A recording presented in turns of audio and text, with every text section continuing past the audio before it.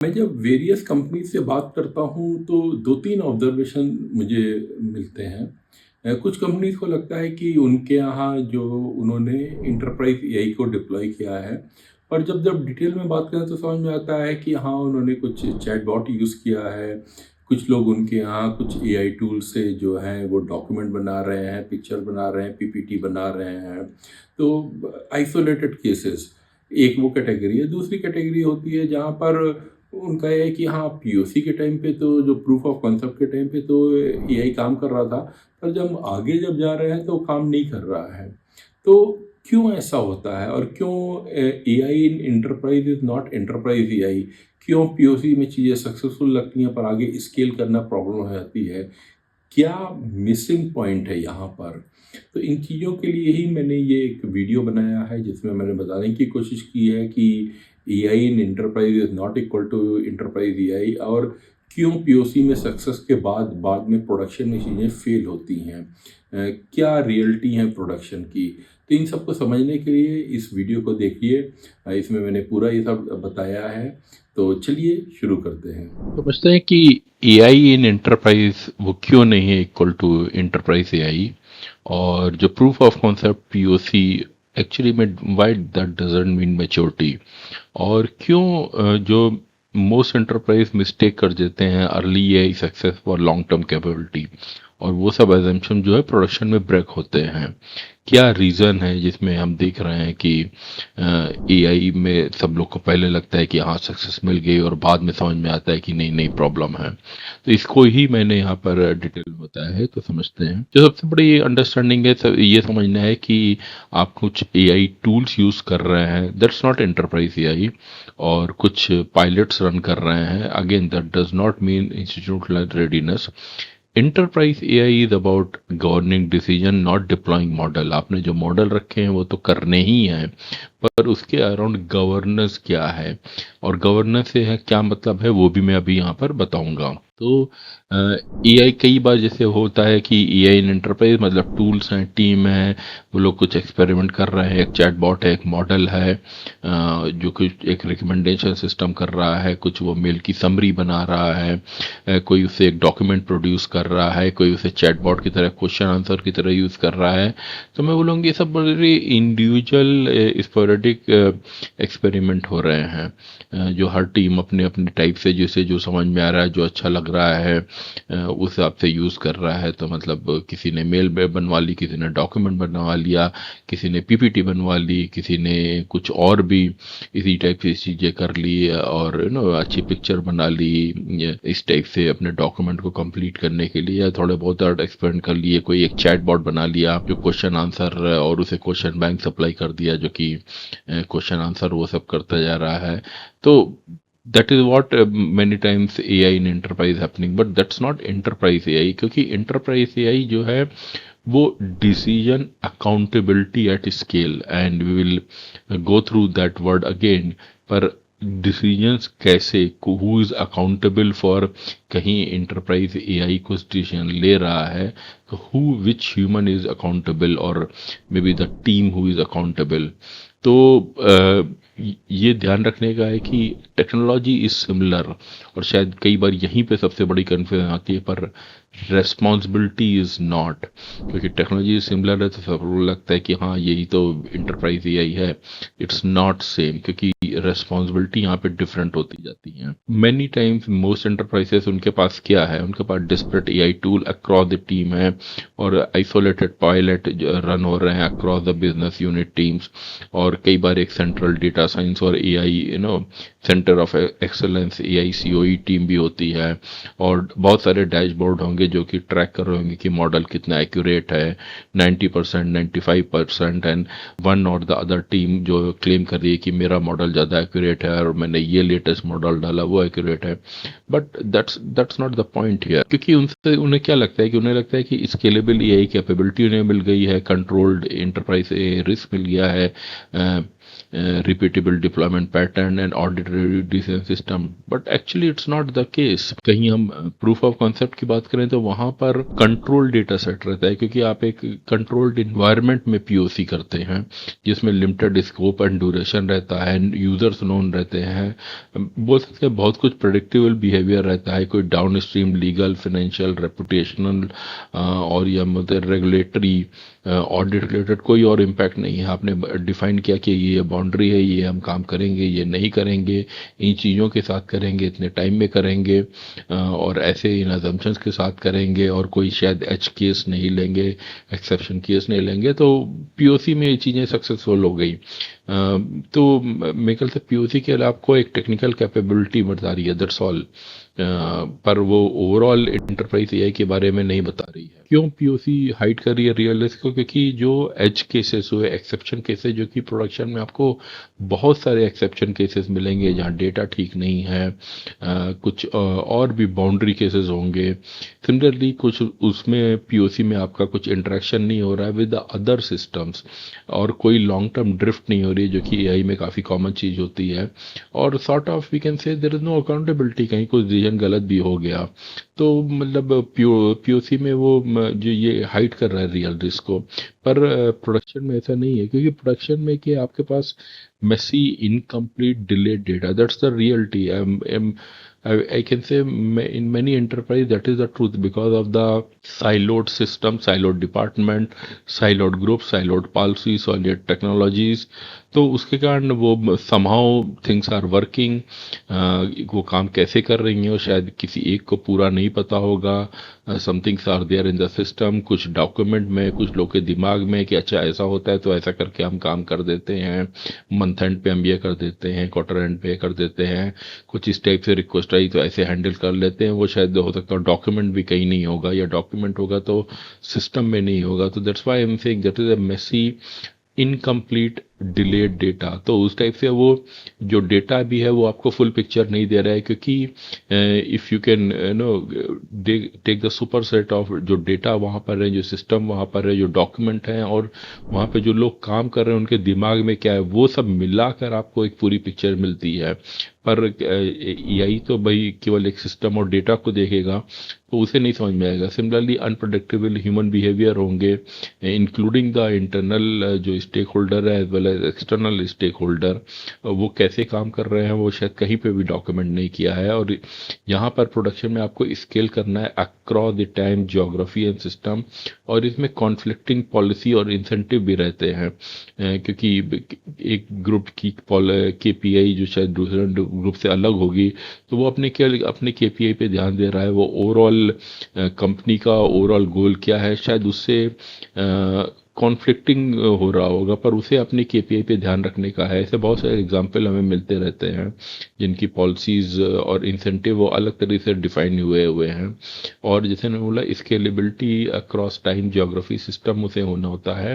And in one word if I have to summarise, more of a messy things are there and this why it has happened. जैसे मैंने बोला बहुत ही कई बार siloed system होंगे, क्योंकि हर enterprise में between 10 to 1000 systems होते हैं। सिस्टम जो डिफरेंट पॉइंट ऑफ टाइम पे खरीदे गए थे, उनकी टेक्नोलॉजी अलग है, पॉलिसीज अलग है, टेक स्टैक अलग है, तो और उनके उससे जो डेटा क्रिएट हुआ है हो सकता है डेटाबेस में हो या एक्सेल में होगा या कुछ डॉक्यूमेंट में होगा, या कुछ केसेस में बस यूज़र जो उन्हें यूज़ कर रहे हैं उन्हें याद है कि हाँ ठीक है ऐसे कुछ रिक्वेस्ट आएगी तो हम ऐसे हैंडल कर लेंगे, वो कि डॉक्यूमेंट भी नहीं होगा।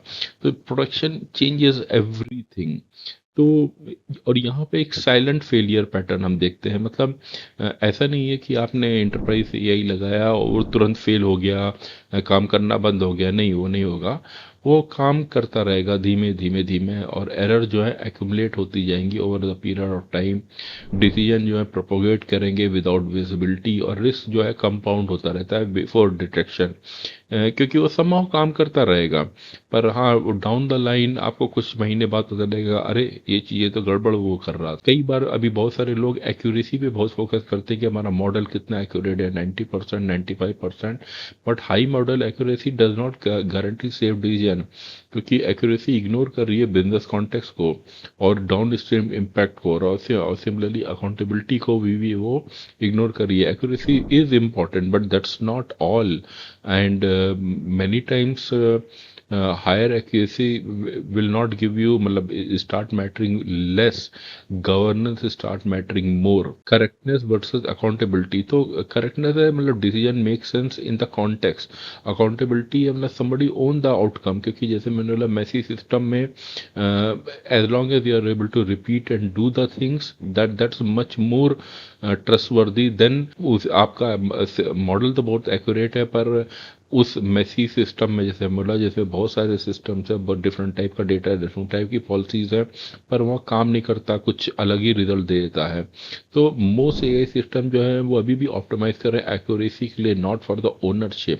क्योंकि एज ए कस्टमर आप कहीं उसी कंपनी से या एंटरप्राइज से डील कर रहे हैं तो many times you will be bother less कि उनके अंदर के मॉडल एक्यूरेट है कि नहीं है. आपको ये है कि भाई मेरा आउटकम जो मुझे चाहिए था वो मुझे मिला कि नहीं. वो नहीं मिला है तो मैं किसके पास जाऊं, वो मॉडल एक्यूरेट था नहीं एक्यूरेट था डजेंट मैटर. उनके यहाँ 15 सिस्टम थे, 1500 सिस्टम थे, अगेन डजेंट मैटर. मुझे ये चीज़ मैंने मांगी थी वो मुझे नहीं मिली तो मुझे प्रॉब्लम है, simple. That is what the customer will say.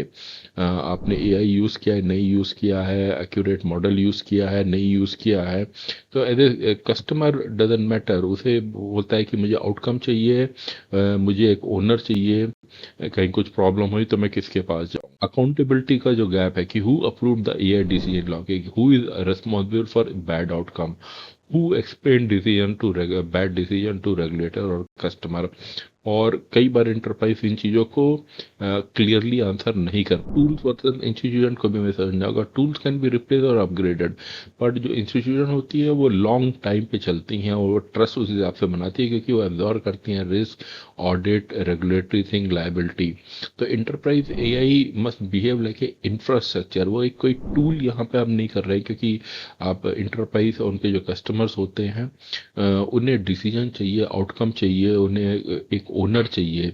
एक टूल जो कि एक टाइम पे कुछ अच्छा काम कर दे रहा है, that's okay for them, but they need somebody who can stand behind that decision and answer them. और यही चीज इंटरप्राइज एआई में चाहिए होती है.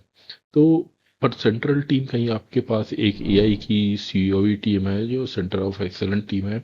सेंट्रल टीम हर डिसीजन को ओन नहीं कर पाएगी क्योंकि उन्हें बिजनेस कॉन्टेक्स्ट नहीं पता है.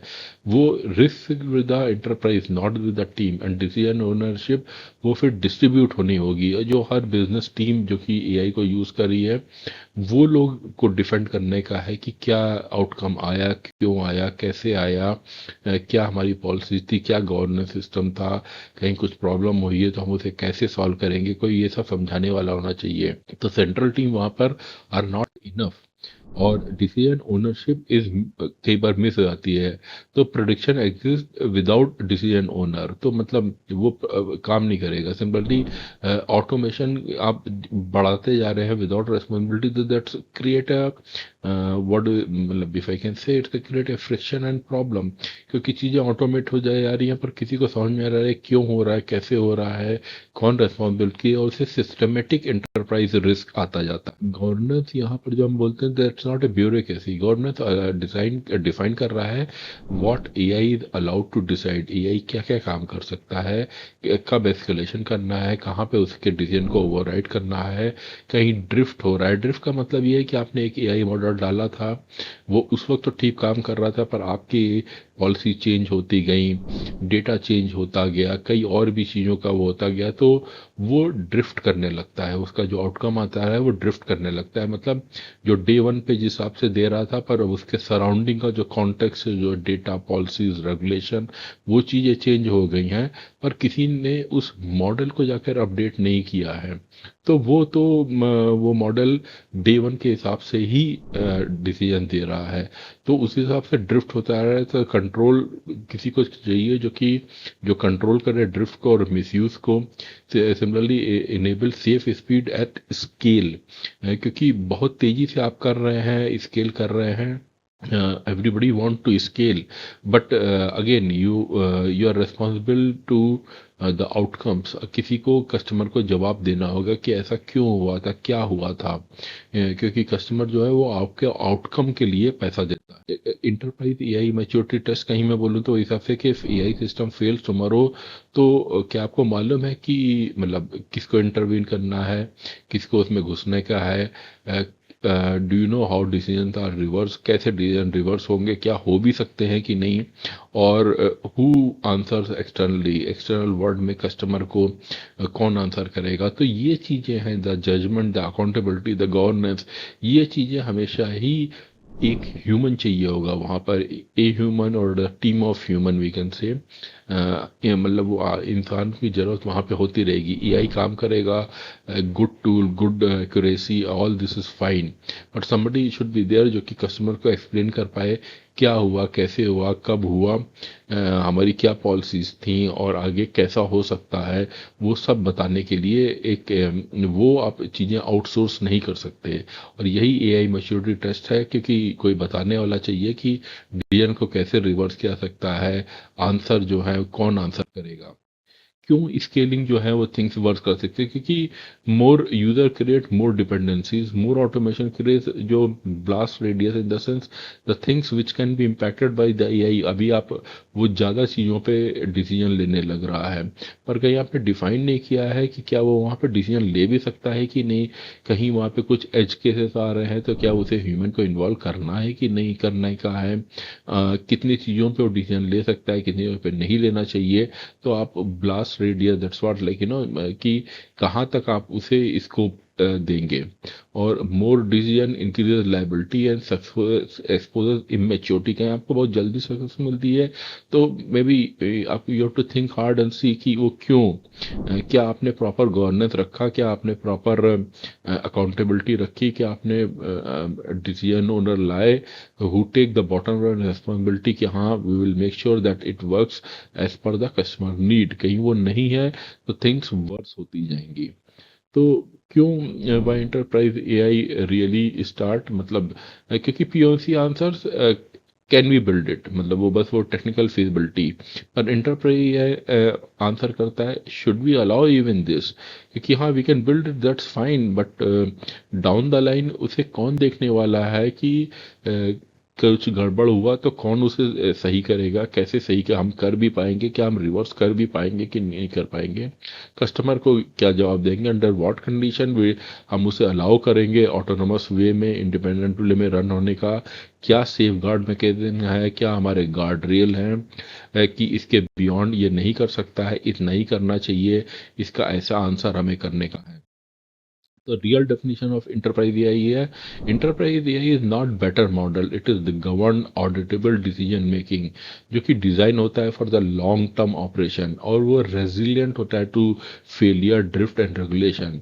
तो इसी कारण आप कहीं इन चीज़ों को आप देखें, and if you connect the dots like a governed, मतलब एक गवर्नेंस स्ट्रक्चर होना चाहिए जहाँ पर ह्यूमंस होने चाहिए जो कि ओन करें उन डिसीजन को, ऑडिटेबिलिटी के लिए भी they are responsible, decision making के लिए they are responsible, long term operation में, क्योंकि एआई फेल भी होगा, एआई जैसे बोला हुआ ड्रिफ्ट होगा, in the sense day one पे जो उसकी कंडीशन थी, अगल बगल का कॉन्टेक्स्ट था उससे वो चेंज होता जाएगा, क्योंकि पॉलिसी चेंज होंगी, डेटा चेंज होगा, कई और न्यू यूज केसेस आएंगे, तो somebody should go and change the AI, वो मॉडल उसे किसी को चेंज करना होगा, पर वो नहीं किया है तो ड्रिफ्ट होगा, फेलियर होगा, कुछ न्यू रेगुलेशंस आएंगे, ऑडिट होगा, तो उन सब के लिए कहीं आपने एक ओवरऑल इकोसिस्टम नहीं बनाया है तो आप इंटरप्राइज एआई में नहीं हैं।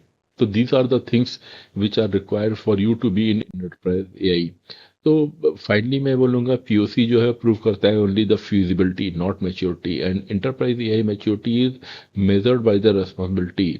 If you can not own AI decision you don't have enterprise AI, मतलब ह्यूमंस जो हैं उन्हें ओन करना होगा डिसीजन कि हाँ एआई से ऐसा काम हुआ था, हम ओन कर रहे हैं, कुछ प्रॉब्लम होगी तो we know how to correct it, we keep on looking on the governance, we keep on looking at the क्या क्या रिस्क हो सकते हैं, कहीं कुछ इम्पैक्ट होता है तो उसे कैसे आंसर किया जाएगा, कैसे कहीं सिचुएशन गड़बड़ हो जाती है तो how to salvage this situation, how to bring it back so that customer finally should go happy.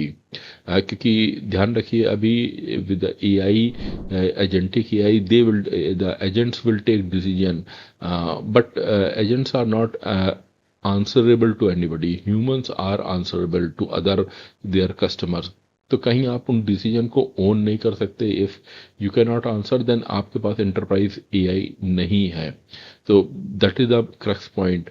Enterprise AI maturity is measured by the responsibility and the human, a human or maybe the team of human being जो कि decision को own कर पाए और responsibility ले पाए। तो that is what is the enterprise AI.